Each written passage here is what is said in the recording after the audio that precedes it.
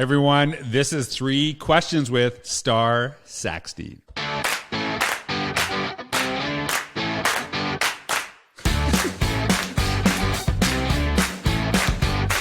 All right, I'm like super pumped to have Starr on today and just be able to sit and chat with her before the podcast. Looking forward to kind of spending some of the afternoon with her and talking. And Starr has had such an influence on so many people in education. And Starr, I got to ask you, and this is the 3 Questions podcast. I'm always really fascinated by the answers that educators give on this because you have influenced so many people in their work. And I know so many people look to your writing, look to your leadership. So as a student, like who is a teacher that inspired you and what did they do that inspired you? Okay, so I've been really fortunate and I've had many teachers that have definitely impacted the person you see before you right now. But the one that's coming to mind most right now is MK, otherwise known as Marjorie Cashman. She was my 12th grade English teacher, and she was also the newspaper advisor in my high school. And she was the kind of woman that like really was interested in what I had to say. And I was writing poetry back then, you know, angsty kind of stuff. And she would read my writing that wasn't related to school. And she always gave me really productive, thoughtful feedback. And she was teaching us when we learned Beowulf. I actually remember this super clearly. We were going to do Grendel after we read Beowulf, and no one in my class actually wanted to discuss Grendel, and I loved it. Like I read through the whole thing and absolutely loved it. Totally identified with the monster in that book. Really misunderstood, outsider, totally different than everyone else at school. And because I was so digging it, and she decided we weren't going to do it in class because no one was interested, I would come up to talk to her about it at lunch because the book really spoke to me. And, you know, over the years, she's been still a mentor. I've been able to reach out to her. My first book, she actually read before I put it out on other people's eyes. And she's just so awesome. And that was the kind of English teacher I wanted to be, just like her. The thing that I love about when you're sharing this is that you had the opportunity to read stuff that you actually liked, which like, I don't know, how many books have you written? This one coming out right now will be my 10th. Yeah. And like, I always say this, like when I walked out of school, if you would have asked me, would you ever write a book? I'd say, I doubt if I'll read one after this. Like I hated it. Right. And I think not letting kids explore. And I think that's a really powerful, thing that we have to talk about more is like getting, you know, kids, and it's like different, you know, graphic novels. I love reading sports stuff. That really, you know, fascinates me. I kind of like laughed because I know we're the same age when you said teenage angst, like poems, right? Because I like my life was like Depeche Mode when I was a kid, and I like felt like so, you know, I was like had problems that I didn't even know I had until I listened to Depeche Mode, right? Like and things like that. So like is that like, or I don't know. I know you're 2 years younger than me. So is that like a thing with you? Like, what were you like listening to at that time?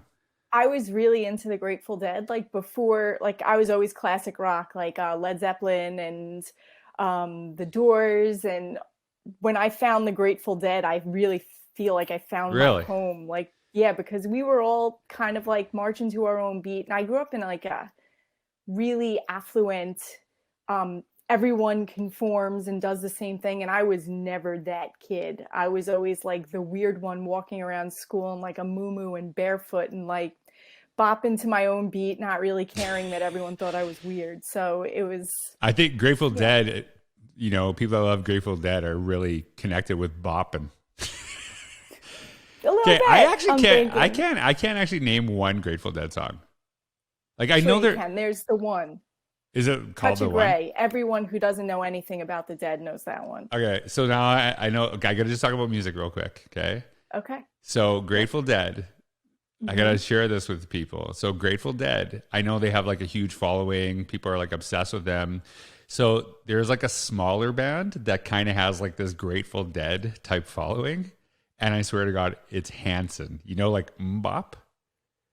They're I do know that song. Yeah, right. But they're like they're obsessive, and it's like crazy. It's like just how much people love Hanson. So just so you know, that's the thing. I sorry, I had to talk about it because I just heard the word angst, and I think of like, you know, Depeche Mode, and then eventually Oh, like Pearl Jam and Nirvana, and like that was I like, loved all of that too, like yeah. so into it. And music journalism was like my first foray into writing. Relics magazine, and they What? like, That's yeah, awesome.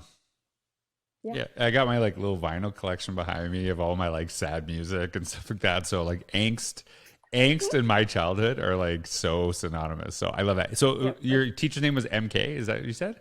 Yep. Marjorie Cashman, we called her MK. All right, this is the special MK shout out. You have no idea how much I love this little soundboard. Okay, so awesome. So, you know, I know that people look to your leadership all over the world, and you've written 10 books, which is like insane to me. And I know so many people have resonated with them.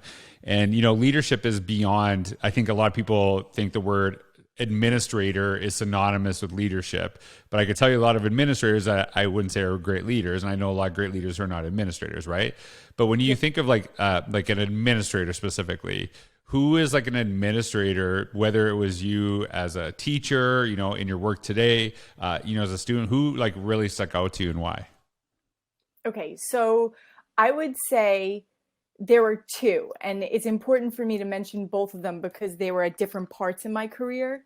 So early on in the very first school that I taught in, Cheryl Jones was my principal.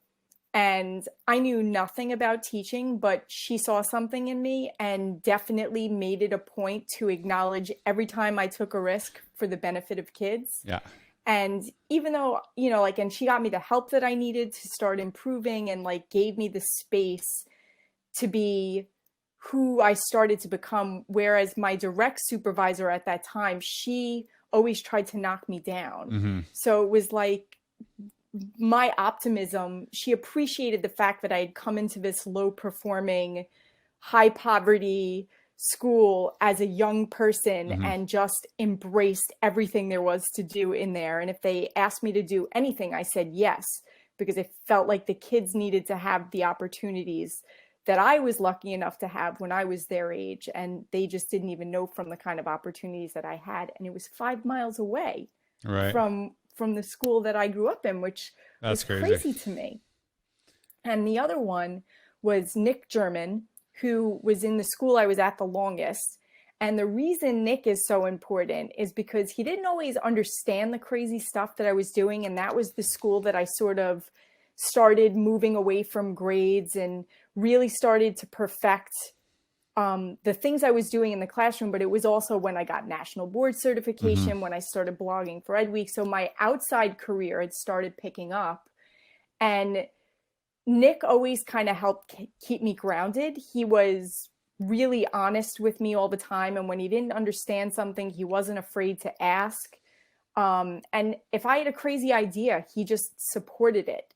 And he waited to see the student impact before shooting me down. And a lot of other administrators I've had have been very threatened by me Mm-hmm. as a teacher and not very interested or invested in helping me grow as an educator. And he was always in it to help me grow. And I'll never forget that. And this is something I think about all the time, is that our whole goal in education is to elevate the people we serve, right? And when we think of that, we often think of kids. But then a lot of times we run into situations where, you know, there's jealousy. Like, you're doing something really well, and it's like, well, you're doing something well, so like, why are you the favorite, blah, blah, blah, right? And you can see this, and it happens too often in education. And then if the adults actually aren't lifting each other up, then the kids will notice that, for one, and then they become that. And it also like kind of diminishes, you know, our hopes for school, right? And I know I've felt that at some points.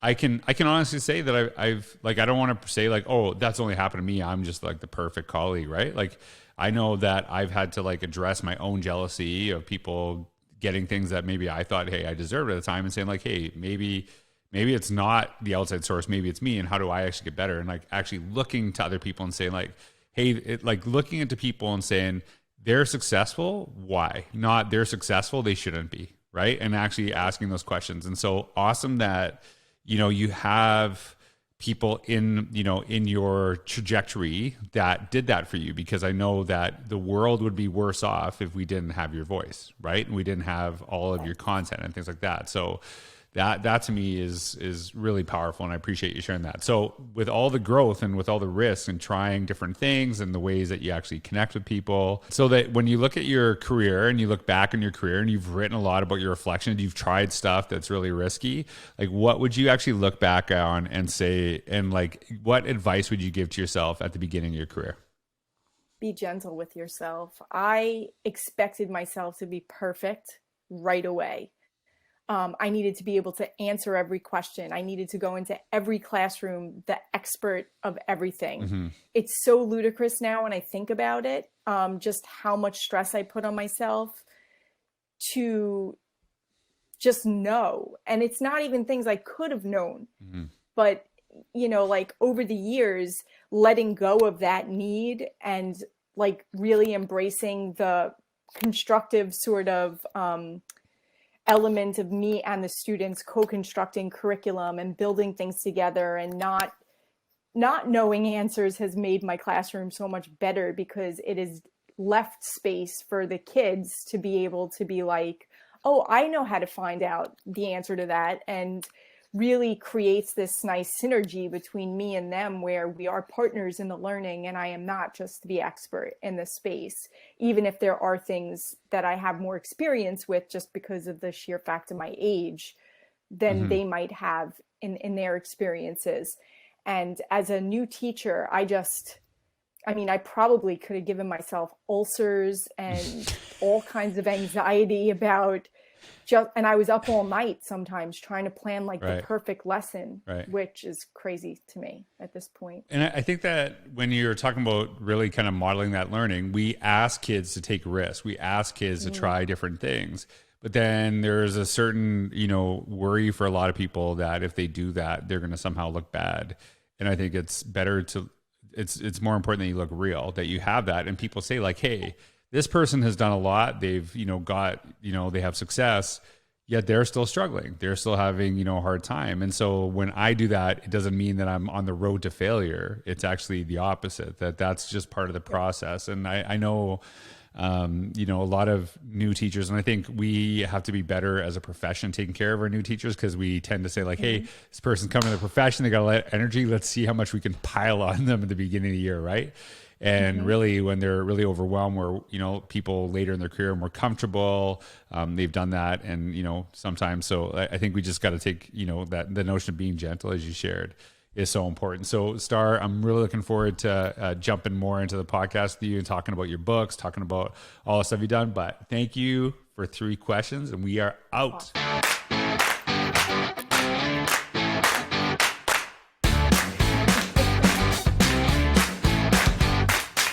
Bye, everybody.